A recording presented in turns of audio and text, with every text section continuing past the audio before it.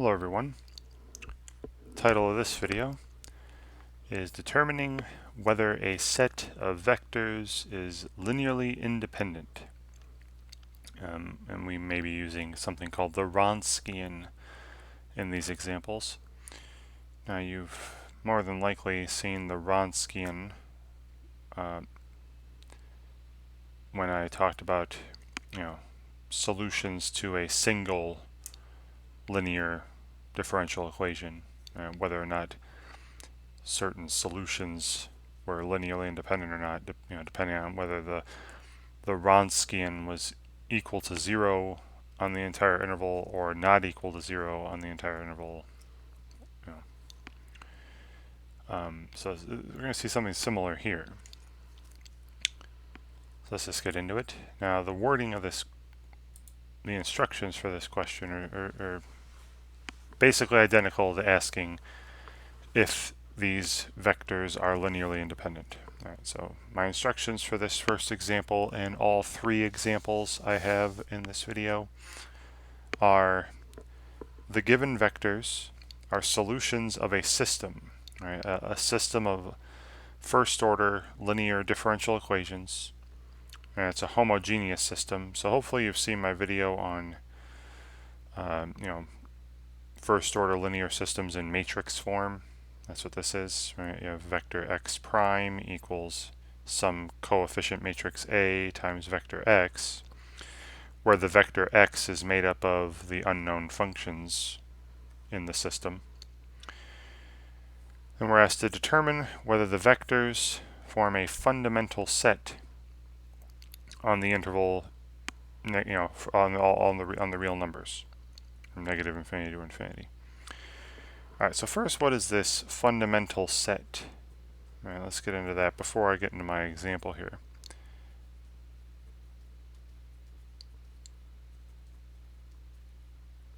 A fundamental set of solutions. Now, if you have this linear system, x prime equals ax, and matrix A, this coefficient matrix, if this is an n by n matrix, right, meaning it's the same number of rows as columns, then a fundamental set is going to be a set of vectors, say x1 through xn, okay, for an n by n matrix. If I have an n by n system, I'd like to find n linearly independent solutions to that system. Right? So a fundamental set is a set of vectors that are solutions to the system and also linearly independent vectors that are solutions to the system, meaning they satisfy this equation, and are linearly independent.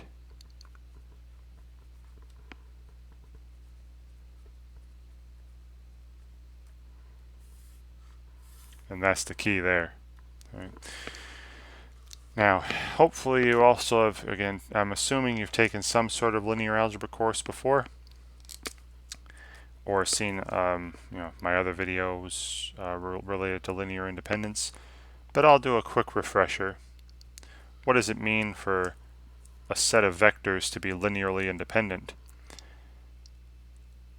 That means the following equation, say some constant c1 times vector x1 plus some constant c2 times vector x2 plus plus some constant cn times vector xn equals the zero vector, right, where it's just a bunch of zeros, has only the trivial solution where all the constants are 0.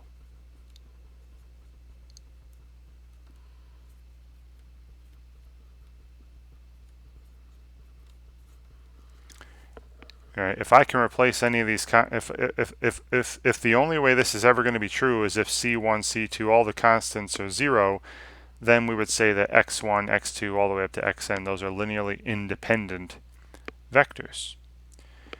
But if you can find a non-trivial solution to this equation, that means you are able to write one vector as a linear combination of others, meaning that one vector is dependent on others, so that they're not linearly independent. Right? They're linearly dependent in that case. Now another way of writing this, I know I have the example staring me in the face still, but I just want to get this one more thing out. Now, this equation here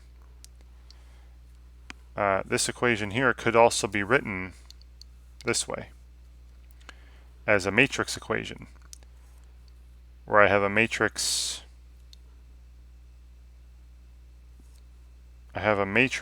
where the first column is vector x1, the second column is vector x2,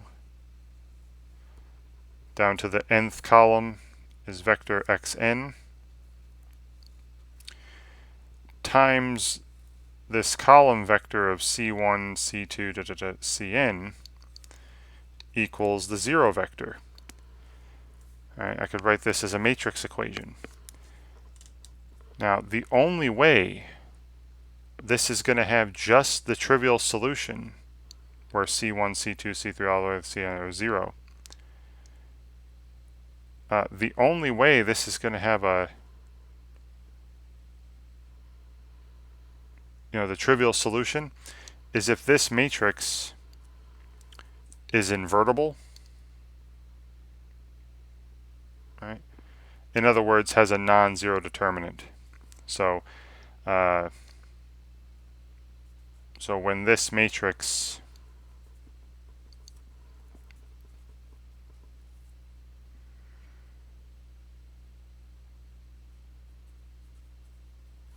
has a non-zero determinant,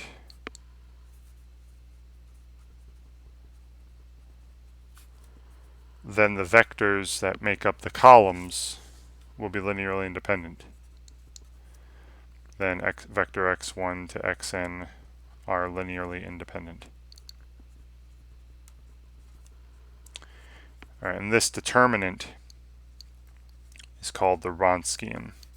All right. So this is the Wronskian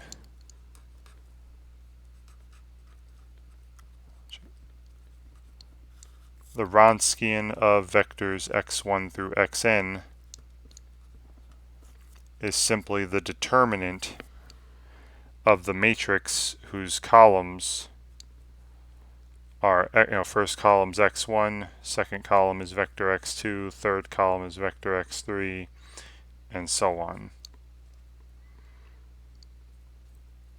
All right, it's that determinant. And as was stated over here, if the Wronskian is not 0 for all values of t in the interval that we're talking about, now in this case the interval is the all real numbers, then the vectors are independent.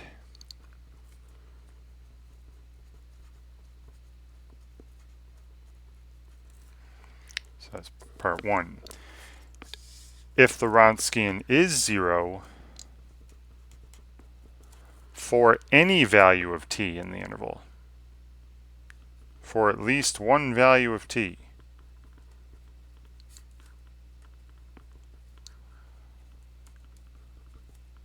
in whatever interval we're talking about, in this case it's all real, so negative infinity to infinity, that in that case, if you find some value of t, find some value on the interval for which the Wronskian is equal to 0, then the vectors are dependent.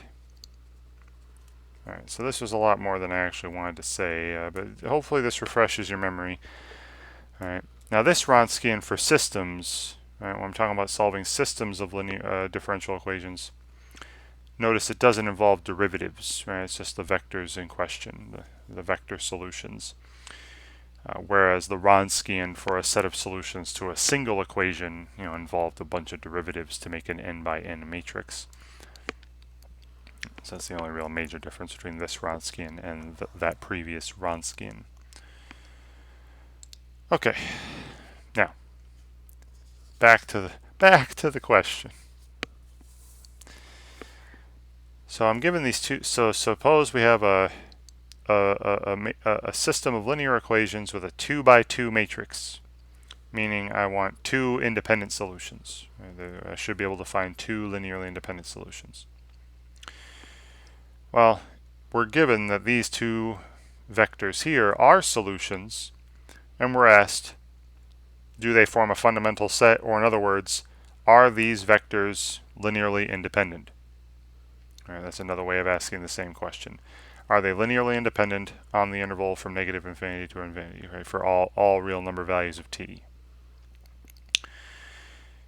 Now I'm going to rewrite these. So x1 is 1, 1 times e to the negative 2t. That's the same thing as this vector. Just multiply each component by e to the negative 2t. So that's e to the negative 2t, e to the negative 2t.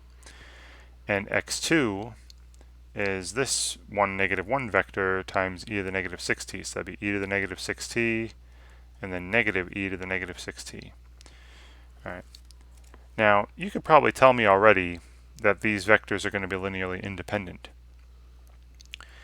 Because, again, I'm hoping you recall from maybe some sort of linear algebra course, if there are only two vectors in your set, right, which I have here only two, the only way they're going to be dependent is if one vector is a scalar multiple of the other. So can I multiply this vector by any number, say 2, 5, 7, whatever, some scalar, some real number? Can I multiply this vector by a real number and get that one? And the answer is no. Right? No matter what number you multiply this by, I'd have 5, 5, 10, 10, 100, 100, pi, pi. You'd still have e to the negative 2t, e to the negative 2t, whereas over here you have e to the negative 6t. So they'd be totally different no matter what numbers I multiplied by.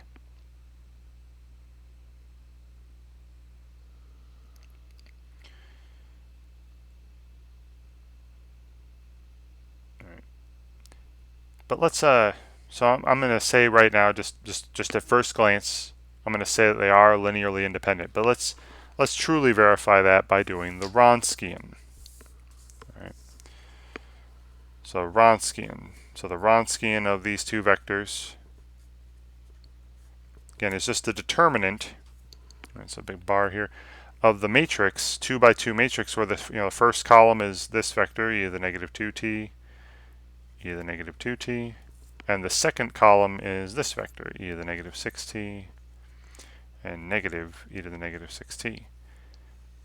All right, so I take the determinant. It's a simple 2 by 2. So this would be negative, e to the negative 8t minus, and then e to the negative 8t again. So this is negative 2 times e to the negative 8t. And this is never going to be 0 for any t in the real number line, right? Because this is exponential, right? E to the negative 8t will never be 0. And multiplying it by negative 2 will still make it never 0. All right, so since this is the case, right, the Wronskian is never 0 for any value on this interval, then these two vectors are linearly independent. So x1 and x2 are linearly independent. Linearly independent. Yep. On the interval from negative infinity to infinity. Okay. In other words, this set with x1 and x2 is the fundamental set of solutions for whatever this system of equations was. I wasn't given the system, I was just told solutions.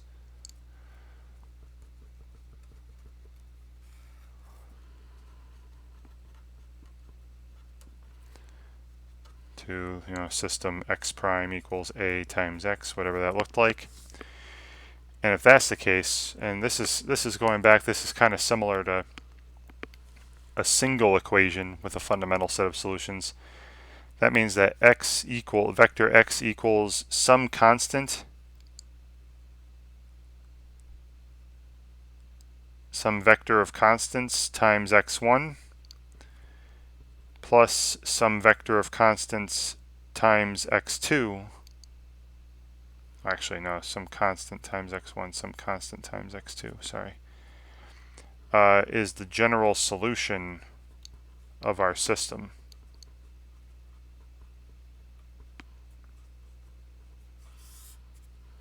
All right, but and that's the superposition principle. All right, and we'll get into more of that. We'll get more of that later. All right, sorry, I didn't mean for these to be vectors. This is where C1 and C2 are constants, arbitrary constants. And again, hopefully this looks familiar. This is called the superposition principle. So if you know, if your system has an n by n matrix, you should be able to find a set of n linearly independent solutions to that system, and then the general solution will be any linear combination of those n solutions. Right, hopefully that made sense. And hopefully it will make more sense as future video. I'm going to make future videos where we actually go about solving systems. Alright, now my next example again has the same instructions. All three examples have the same instructions here. This time again it's another system where we'd have a 2 by 2 matrix. So I have two vectors here and then we would want them to be linearly independent to form a fundamental set of solutions. And again, you could probably tell right away that they're linearly independent because again, there's only two of them, and in order for two vectors to be linearly dependent, one would have to be a scalar multiple of the other. And I can't see any number that I could multiply this first vector by to get this one. All right. So I'm telling you right now, these two are linearly independent and would form a fundamental set of solutions, you know, if we're talking about a system with, you know, two equations and two unknowns. All right, but let's do the Wronskian just to double check.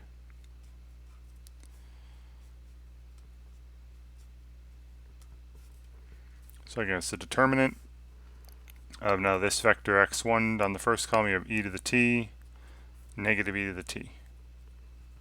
Okay. The second vector would be 2e to the t plus 8t e to the t. And then the second component of the second vector would be 6e to the t minus 8t e to the t. All right, now this determinant would be, multiply these, you'd have 6e to the 2t, I'm just distributing the e to the t over both these terms, minus 8t e to the 2t,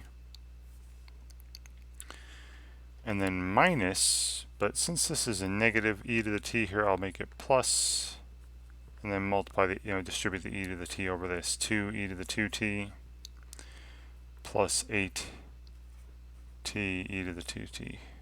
Right. And then you see the 8t e to the 2t's canceling, and I'm left with 8 e to the 2t left over. Right. Which, again, this is not equal to 0 for any value of t on the real number line. Right. And since this, since this determinant is never 0 for any value of t, these two vectors that we were given are linearly independent.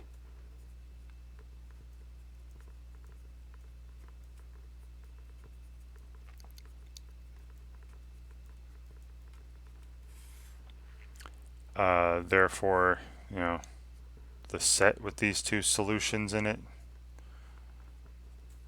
is a fundamental set, or the fundamental set of solutions to whatever system we were looking at. Whatever system of solutions, whatever system of equations these two were a solution for, they would form a fundamental set. And then the general solution, through the superposition principle, the general solution to the system would be replace vector x with any linear combination of these two. Some constant c1 times vector x1 plus some constant c2 times vector x2. Alright, but again, that's not what we were asked to do. We were just asked to state, are these two vectors linearly independent or not?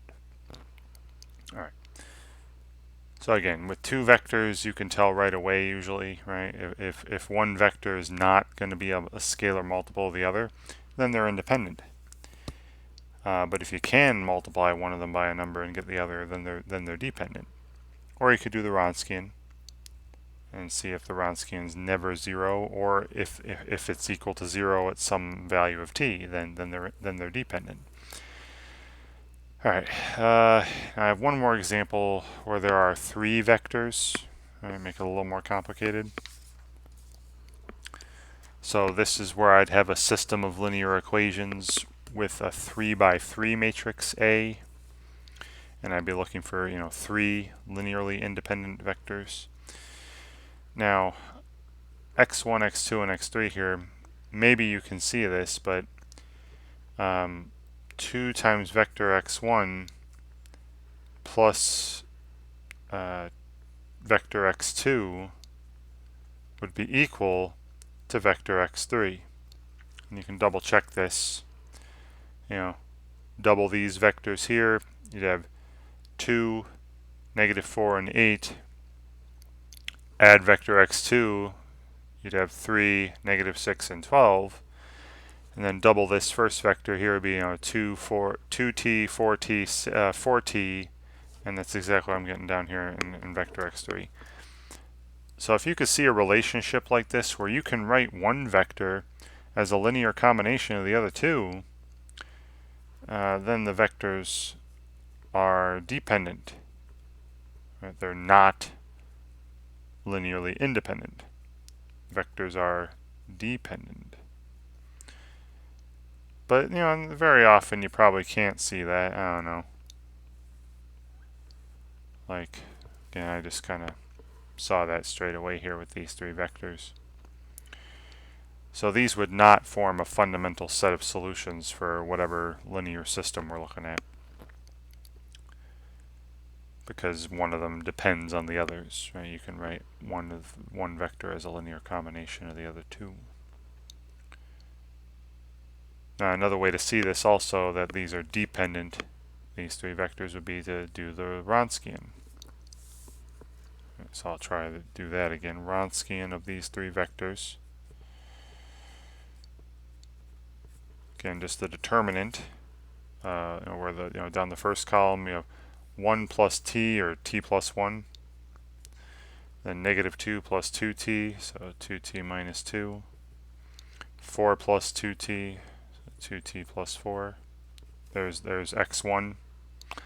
Vector x2 down the second column, just 1, -2, and 4. And then vector x3 down the third column, maybe 2t plus 3, 4t minus 6, and 4t plus 12.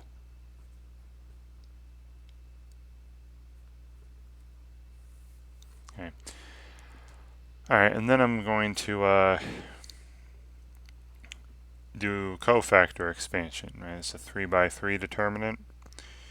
And I'll do cofactor expansion. Now you could do down the second column here with all these constants. I'm just going to go across the first row. Why not? Right? It doesn't matter which row or column you pick. You'll end up with the same determinant in the end. So this would be t plus 1 times the minor, with the determinant of this minor, -2, 4t minus 6, 4 and 4t plus 12. All right, then we have minus 1, right, because it's in an odd position, times the minor. Get rid of that row, that column. Hopefully you remember how to do determinants, right? 2t minus 2, 2t plus 4, 4t minus 6, and 4t plus 12. And then finally plus, the quantity 2t plus 3. That's the first row, third column entry, times its minor. 2t minus 2, 2t plus 4, negative 2, and 4. Okay, so this might be a while, a lot of algebra here. Most of it is arithmetic, really. So t plus 1 times, this would be negative 8t, negative 8t minus 24. And then I'll put the minus here on the 4. Minus 4 times this would be minus 16t. And then plus 24. Alright. Then we have minus the quantity, minus 1 times, and then 2t minus 2 times 4t plus 12. That would be 8t squared plus 24t minus 8t plus 16t, and then minus 24. And then we'd be subtracting the product of these two. So 8t squared, so minus 8t squared. And then we have 16t minus 12t, positive 4t, then we minus 4t, right, because I'm subtracting it. I have minus 24, so plus 24.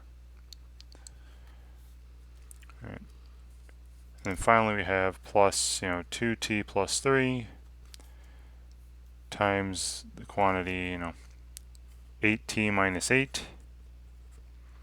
8t minus 8, and then when I subtract this, I'll make that a positive 2, and we have plus 4t plus 8. Alright, a lot of stuff goes away here. In this first part, the negative 24, positive 24, so I'm left here with negative 24t in that set of brackets. Then in this set of brackets, I got positive 24, negative 24, 8t squared, minus 8t squared. So all I'm left with in this set of brackets is 16t minus 4t is 12t. And then in this last set of brackets, I got minus 8, got plus 8, and all I'm left with is positive 12t. Again.